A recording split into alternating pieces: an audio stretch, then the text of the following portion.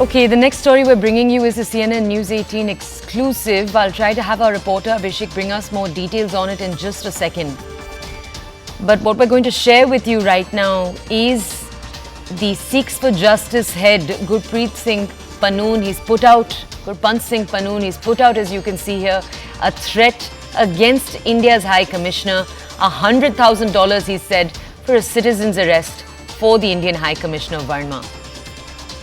And this is, you'll remember, just a few days after the Air India threat in which he'd said that Sikhs should not board Air India flights. Okay, my colleague Abhishek is with us. Abhishek, first clarity I need from you is when did this take place? Some media reports suggesting that this threat was actually made a few days ago. So A, could you just clarify the timeline for us? When was this threat made? And B, how has Canada responded to this threat?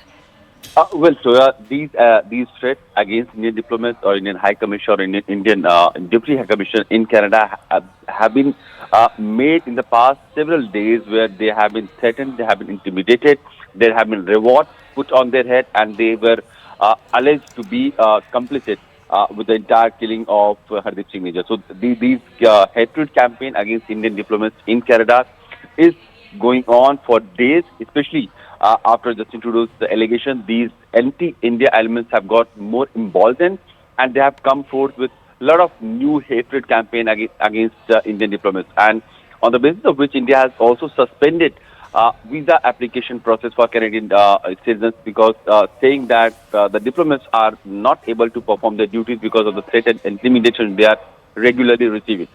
The latest intimidation that we are receiving doesn't augur well in what could have transpired between the two sides, which paved way for Indian government or Indian agencies in Canada to start application process of visa for the Canadian citizens.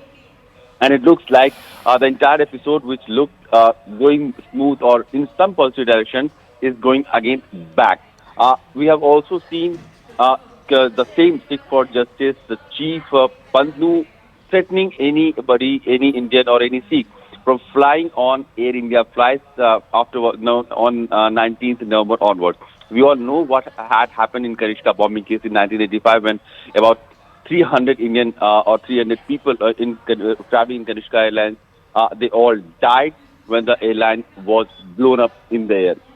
So this threat clearly is very much related to those kind of incidences that could occur. And irony is that Canadian government, the US government, have not been able to take any action against these groups who are clearly coming out and threatening of violence, threatening of terrorist activities.